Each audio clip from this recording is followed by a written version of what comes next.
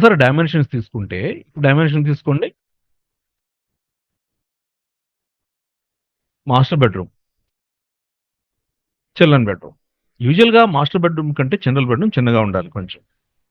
పైగా అంటే ఇవన్నీ వాస్తు తాలూకా ఇష్యూస్‌లోకొచ్చేటప్పటికి మాస్టర్ బెడ్‌రూమ్ దీనికంటే కొంచెం పెద్దగా ఉండాలి డెఫినిట్‌గా. ఎంత పెద్దగా ఉండాలనేది నెక్స్ట్ పారామీటర్. ముందైతే ఎంతో కొంత పెద్దగా ఉండాలి. ఇక్కడ ఈస్ట్, వెస్ట్ అనే పాయింట్ ఆఫ్ వ్యూలో చూసుకుంటే east area. East, west, okay. South, north. ఇప్పుడేమవుతుంది? నార్త్ ఈస్ట్ కదా ఇది ఎంట్రన్స్. ఇది సౌత్ ఈస్ట్ కదా. ఇక్కడే ఉండబోతుంది ఇక్కడ కిచెన్. ఇప్పుడు కూడా మెయిన్ ఏరియా ఖాళీ ఉండాలి. ఉంది కదా. అండ్ సౌత్ వెస్ట్‌లో మాస్టర్ బెడ్‌రూమ్. నార్త్ వెస్ట్‌లో చిల్డ్రన్ బెడ్‌రూమ్. ఇది బేసిక్ పిల్లర్‌గా వాస్తవం. ఫాలో అవ్వాలి. ఎంతో కొంత వాస్తు ఫాలో అవ్వాలి. ఇండియాలో మనం డిజైన్ చేసేటప్పుడు డెఫినిట్‌గా వాస్తు బేసుకొనే వెళ్తారు. అలా కాకుండా నాకు సైన్స్‌లో లేదు, ఆర్కిటెక్చర్ దీంట్లో లేదు అనంటే మీకు ప్రాజెక్టులు రావు. అర్థమైంది కదా. ఖచ్చితంగా వాస్తు ప్రిన్సిపల్ అప్లై చేయాల్సింది. Anything, any community. వేరే కమ్యూనిటీ అయితే సంథింగ్ దాన్ని కిబ్లా ఏదో అంటారు. ఏదో ఒకటి వాళ్ళది వాళ్ళు వాస్తు అది మనం ఫాలో చేయాలి. ముందే తెలుసుకొని యాక్చువల్లీ హ్యాండిల్ చేయాలి. ఓకేనా. ఇప్పుడు ఇది అయింది. ఇప్పుడు నేను క్లియర్ చేస్తున్నా ఇక్కడ.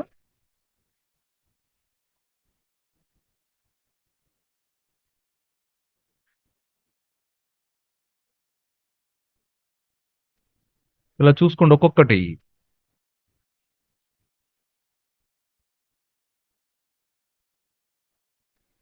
Almost 18 feets. 18 ఫీట్స్ ఉంది. ఇక్కడ చూస్తే 23. ఇక్కడ నుంచి ఇక్కడికి ఇది 11 ఫీట్స్ 1 ఇంచ్ అంటే 3/4 ఇంచ్ అనమాట. ఈ లోపల చూసుకుంటే 12 ఫీట్స్ ఇది. ఇది 7 ఫీట్స్ నుంచి 8 ఫీట్స్ యాక్చువల్గా ఉంది. బట్ వాల్స్ పోయిన తర్వాత ఇలా వచ్చింది. ఇది చిల్డ్రన్ సరే కామన్ వాష్రూమ్. ఇది లెంగ్త్ ఎంతో ఉండొచ్చు. ఇది అంటే డక్ట్ ఎలా ఉంటుందని అంటే ఇటువైపు ఒక అపార్ట్మెంట్ ఉందనుకోండి, ఏరియా నుంచి పైప్స్ కానివ్వండి ఇవన్నీ కానీ వెళ్తాయి. ఆ ఏరియాలో ఇక్కడ యాక్చువల్గా మీకు వెంటిలేషన్ దీనికి ఇది. నేను ఇప్పుడు తీసేస్తున్నాను ఇది.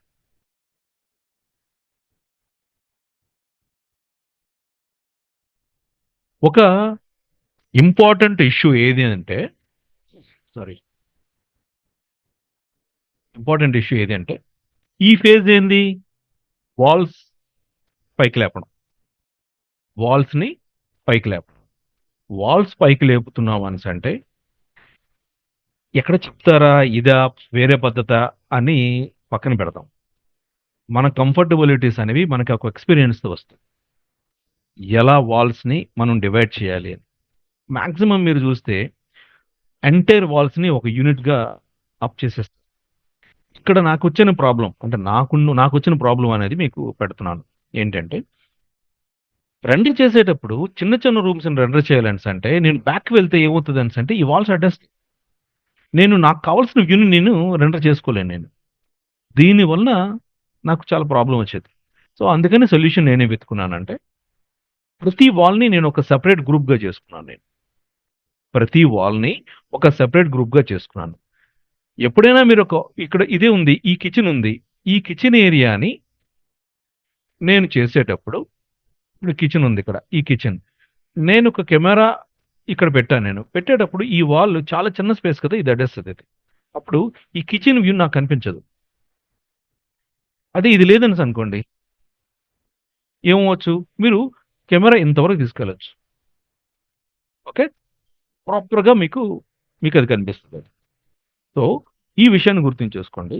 ప్రతి ఒక్క వాల్ని ఒక సపరేట్ యూనిట్గా తయారు చేయండి, సపరేట్ గ్రూప్గా తయారు చేయండి. ఇవి చేసేటప్పుడు మీకు ఒక చిన్న ఇదేంటంటే అంటే ఇన్పుట్ ఏంటి అంటే ఇప్పుడు ఇది ఉంది, ఇదంతా ఒక వాల్ కదా. ఇక్కడితో ఎండ్ చేయొద్దు. ఇది ఉంది చూసారా? ఇది కూడా దానిలోనే కలపండి. మొత్తం డోర్‌తో సహా ఇదంతా ఒక వాల్‌గా ట్రీట్ చేయండి. దీన్ని ఒక గ్రూప్ చేస్తారు. ఇప్పుడు నేను ఇప్పుడు ఇదో గ్రూప్ అయింది. ఫర్ ఎగ్జాంపుల్ నేను ఇలా చూడాలనుకుంటున్నాననుకోండి. ఈ వాల్ హైడ్ చేసి నేను ఎలాగైనా చూడొచ్చు. ఇండివిడ్యువల్ రూమ్స్ గురించి మాట్లాడాను. ఇప్పుడు ఇది. నేను ఈ వాల్‌ని ఎలా ఈ పర్టిక్యులర్ రూమ్‌ని నేను ఎలా చూడాలనుకుంటున్నాను. ఇది కెమెరా. నేను ఎలా చూడాలనుకుంటున్నాను. ఇది అన్నీ అడ్డేసాయి. 1, 2 ఇదంతాను. ఇది హైడ్ చేశాననుకోండి. Have a scope to see from here. ఈ రూమ్ అంతా కనిపిస్తుంది. కాబట్టి ప్రతి ఒక్క వాల్‌ని ఒక సెపరేట్ యూనిట్‌గా తయారు చేయండి. ఇది ఎంట్రన్స్ ఇది. ప్రతి దగ్గర లైన్ వేసుకుంటున్నాను. ఇది ఒక ఎక్స్‌ట్రా వర్కే. బట్ ఇప్పుడు ఆ మాత్రం కష్టపడితే తర్వాత చాలా కంఫర్ట్ ఫీల్ అవుతుంది. Right click, make a group. ఇది ఒక గ్రూప్. ఇది ఒక గ్రూప్. అయిపోయిందా? ఈ వాల్‌ని ఈ త్రూ నేను చూడకపోవచ్చు. కాబట్టి 1, 2, 3 ఇదంతా కలిపి నేను ఒక గ్రూప్‌గా చేసుకున్నాను నేను. ఓకే. తర్వాత 1 కంట్రోల్ పట్టుకుంటున్నాను నేను. Right click, make a group. తర్వాత ఇది ఒక గ్రూప్. ఇది ఒక గ్రూప్. మాక్సిమమ్ యాక్చువల్‌గా ఇవి చూపించం. ఏది చిన్న చిన్న వాష్‌రూమ్స్‌ని చూపించాల్సిన అవసరం లేదు. అయినా సరే నేను యాక్చువల్‌గా గ్రూప్ చేసేసాను ఇది. ఇక్కడ దీన్ని, దీన్ని ఉంది కదా! ఇలా వేస్తాం. 1, 2 ఇదంతా కలిపి ఒక గ్రూప్‌గా వేశాను. Make a group. అలాగే దీన్ని ఒక గ్రూప్‌గా చేశాను. మీకు దీని తాలూకా రియల్ స్ట్రక్చర్ ఇప్పుడు అర్థం కాకపోవచ్చు. తర్వాత ఖచ్చితంగా అర్థమవుతుంది. 1, 2 make a group. Make a group.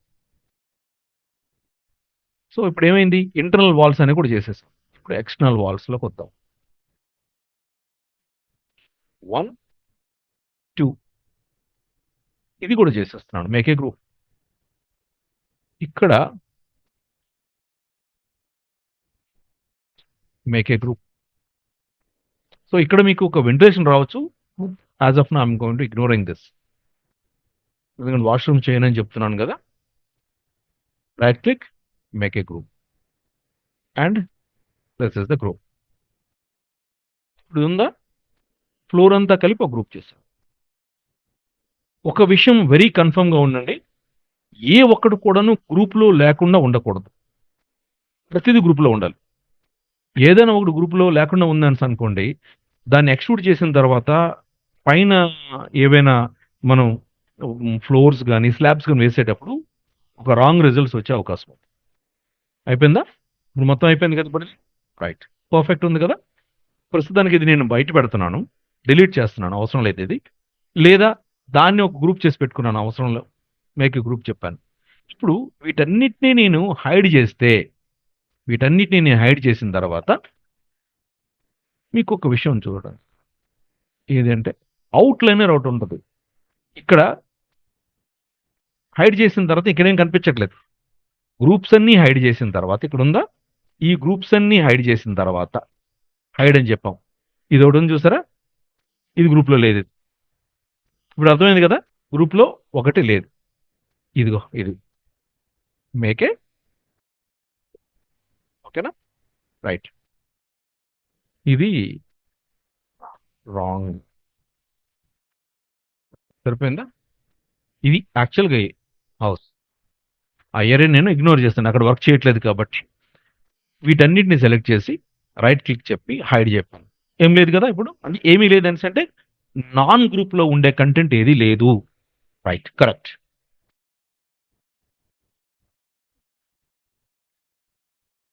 అన్‌హైడ్. ఇది ఒక ఫేజ్. గ్రూపింగ్ చేయడం అనేది ఒక ఫేజ్.